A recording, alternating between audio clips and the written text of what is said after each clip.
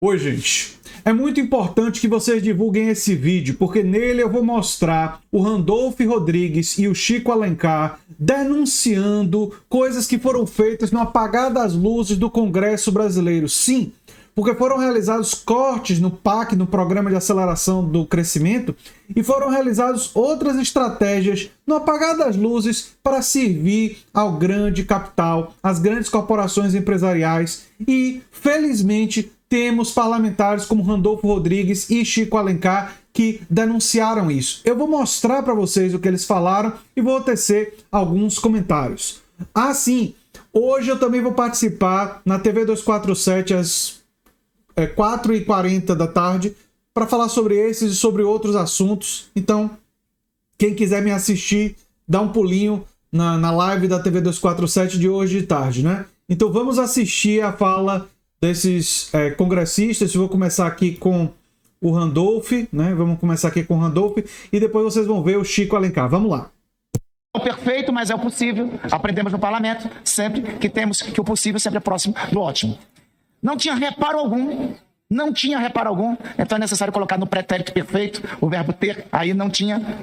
Até a última apresentação agora do senhor relator. O senhor relator fez uma alteração no item 2 do adendo, alterando o classificador do resultado primário da ação 00P1 do RP3, que é o Programa de Aceleração do Crescimento, para o RP2, que são as emendas, as despesas discricionárias, repassando para as despesas discricionárias. Então, só para deixar claro, o governo não tem acordo com essa alteração. E só deixar claro também um segundo dispositivo que disse com toda clareza, em relação fraterna que construí com o relator, o governo, obviamente, ao fim e ao cabo, votará favorável aos PLNs, que são de interesse do governo, e votará favorável ao orçamento. Mas é meu dever, aqui na condição de líder do governo, realçar e ressaltar que neste tema específico não houve consulta ao governo. E ressaltar algo que já disse ao próprio relator na comissão mista de orçamento. O governo tem obrigação de sanção se o corte ao programa de aceleração do crescimento for, no máximo, até 6 bilhões. Mais que isso, no entender do governo, criará dificuldades para a própria execução do PAC, que é a coluna vertebral e a coluna dorsal do programa de governo. Esse orçamento para 2024 tem a marca da contradição. Aliás, manifesta há pouco aqui. Nós generosamente aprovamos, não com o voto de mais de 120 parlamentares, esse fundão estratosférico. E, no entanto, na outra ponta tem o déficit zero, tem o arcabouço fiscal, tem tudo o que limita o investimento social, muito mais do que gasto. Muito bem, Chico. Investimento, inclusive porque quando se investe em direitos sociais, quando se investe na população para criar emprego, quando se investe em programas sociais que diminuem a fome, que melhoram a educação e a saúde das pessoas, isso tem benefícios secundários gigantescos para o desenvolvimento do país. Tratar esses programas como apenas gasto, despesa, como se isso não retornasse de diversas formas, não é simplesmente uma falta de humanidade. É burrice mesmo. É burrice, né? É desconhecimento sobre a realidade social. Muito bem, Chico Alencar. Vamos seguir. Tem tudo que amarra um reajuste pela inflação. Fizemos tanta questão de nos dar para as eleições, para os servidores públicos. Tem avanço aqui e ali em relação aos orçamentos anteriores, sem dúvida. A tentativa de reforçar a área social, os programas sociais, a educação, a saúde, há valores que podemos considerar que cresceram, mas daqui a pouco virá o contingenciamento de maneira irreversível. E, claro, toda essa política mais ortodoxa, ela atende ao grande capital financeiro, aos banqueiros, e as políticas sociais, que são urgentíssimas nesse país, não se desenvolverão como queremos. Pois é. E aí ele toca num assunto muito importante. Esse tipo de política ortodoxa, como ele mesmo chamou, né? Ela não é uma coisa que serve ao Brasil. Ela serve a determinados interesses. É por isso que é importante entender que quando o Estado brasileiro dá subsídios ao setor privado, quando o Estado brasileiro cobra poucos impostos, não cobra nada de dividendos empresariais e não cobra tributos no lucro líquido dos bancos e tudo mais, né? Não tem essa tributação, né? A tributação é baixíssima nesses setores. Isso significa que o Estado está agindo, privilegiando um setor da economia que já é o setor privilegiado, que já são os poderosos, que já fazem parte da classe dominante, né? E é contra isso que o campo progressista, o campo de esquerda tem que se insurgir, tem que se levantar, tem que se organizar. É fundamental modificarmos a natureza do Congresso, modificarmos a natureza da democracia brasileira para ser uma democracia mais participativa, para que a população possa se unir em defender propostas que beneficiam toda a população e não beneficiam os interesses do grande capital. Mas enfim, vamos seguir. Ontem conversei com a ministra Marina Silva e ela estava aflita, com razão, com os cortes no seu Ministério do Meio Ambiente e da crise climática.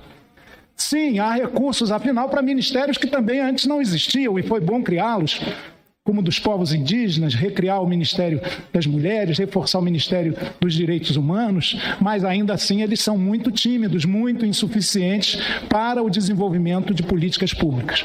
Portanto, esse orçamento, quando se diz que ele é o possível, a gente afirma, nós do PSOL e Rede, que ele podia avançar muito mais. Tem recursos para um programa habitacional. Só que o PAC teve muitos recursos retirados. Aliás, de início se pensava em tirar 17 bilhões do PAC, que incorpora, inclusive, várias políticas de cunho fortemente social. Houve uma redução de danos para 6 bilhões retirados do PAC.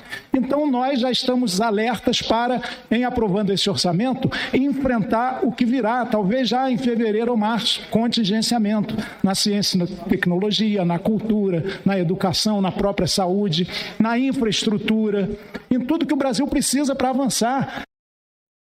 Pegaram essa daí? A oposição ao governo conseguiu cortar 6 bilhões de reais do PAC, 6 bilhões de reais que iriam para saúde, educação, programas sociais, benefícios para os mais pobres, para servir os interesses de quem? Né? Para servir os interesses de quem? Né? Por que eles não querem isso daí? Porque, é óbvio, quanto mais dinheiro for investido no setor social, maior vai ser a popularidade do governo Lula. Aí tem uma disputa política fundamental, né? Esse tipo de corte, essa estratégia de contingenciamento, isso serve tanto porque eles estão servindo aos interesses do grande capital, como eles estão agindo, tentando limitar, né, a popularidade de Lula, do governo e dos aliados do governo e daqueles que estão defendendo mais isso. É por isso que eu falei que medidas como a farmácia popular, que foi retomada, elas são tão importantes. Porque medidas que trazem benefícios materiais à classe trabalhadora aumentam a popularidade e servem como base para mudanças mais profundas no futuro. Né? E aí está a disputa política. Né? Mas vamos seguir. Você não cresce o produto interno bruto com todo o ciclo virtuoso que isso gera, de emprego, renda, que tem que ser mais bem distribuída nesse país da abissal desigualdade social, se não tem o Estado. Não é o Estado faz tudo, não é o Estado que interfere em todas as áreas, mas um Estado indutor do desenvolvimento, do crescimento, que não abre mão do que é a atribuição dele. Essa cultura do privatismo absoluto e do Estado mínimo, ela não pode ser aceita. E aqui, na verdade, inclusive a visão política do Centrão, que é majoritário na Câmara, acaba prevalecendo no orçamento, de maneira a fazer muita política de clientela. Está se instituindo, senador Randolfo, uma espécie de presidencialismo, não é nem mitigado, é amarrado. Tudo que puder para os deputados e senadores, com suas emendas, nós passamos a ser unidade orçamentária da União com os nossos mandatos, deve ser garantido.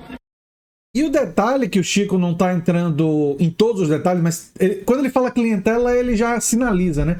É que essas emendas discricionárias vão ser gastas valores nos municípios sem se especificar, sem ter clareza de como esse dinheiro vai ser gasto. Então a gente sabe como é no Brasil, né? Vai ter desperdício, pode ter corrupção e outros problemas, né? Enfim. É lamentável, mas a denúncia e vocês compartilharem o vídeo é fundamental. E eu dou parabéns ao Randolfo Rodrigues e ao Chico por estar denunciando isso. Enquanto isso, a gente não defende um presidencialismo vertical, autoritário, autocrático, mas o regime presidencialista foi reiterado até em plebiscito há não muitos anos. E, no entanto, aqui está se inaugurando uma espécie de presidencialismo amarrado, onde o Congresso manda mais do que o Executivo. A gente quer o equilíbrio entre os poderes. E esse equilíbrio se materializa no orçamento. Ele está desequilibrado, ele é um pequeno avanço, mas essencialmente porta contradições.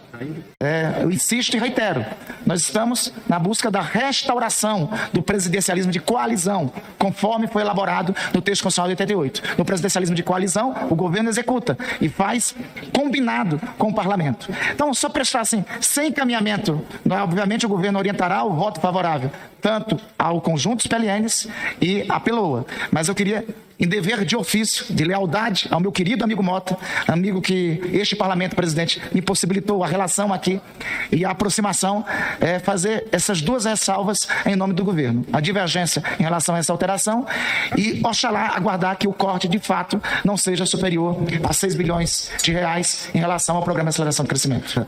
Cumprimentar o trabalho e agradecer a convivência nesse período de elaboração do orçamento com esta pessoa de um coração generosíssimo, que é o relator, deputado Mota. Então, queria primeiro prestar todas as homenagens, agradecer a relação que nós construímos nesse período, sempre muito aberta, clara e franca.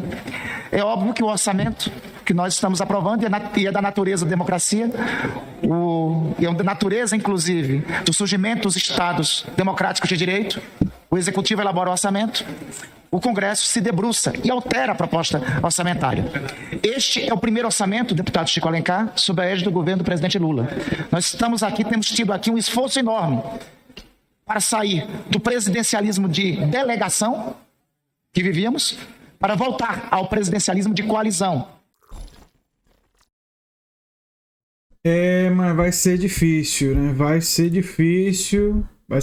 Vocês viram aí como vai ser difícil a gente lidar com esse Congresso reacionário. O Chico Alencar disse, tem alguns avanços aqui e ali, tem melhorias no orçamento, mas tem muito corte, tem muito coisa a serviço do grande capital e a gente não pode passar pano para isso. A gente tem que denunciar e que bom que os deputados e senadores, alguns deles, né, estão apontando isso para a população brasileira e eu queria trazer isso para vocês e pedir que vocês divulguem em suas redes. Eu sou André Teixeira Jacobina, o canal é a Nova Máquina do Tempo e a gente se vê em breve em um novo vídeo. Feliz festas, feliz ano novo, feliz Natal aí que passou aí, enfim, para todos vocês, a família de vocês e fiquem bem, gente. A gente se vê em breve em um novo vídeo. Tchau, tchau.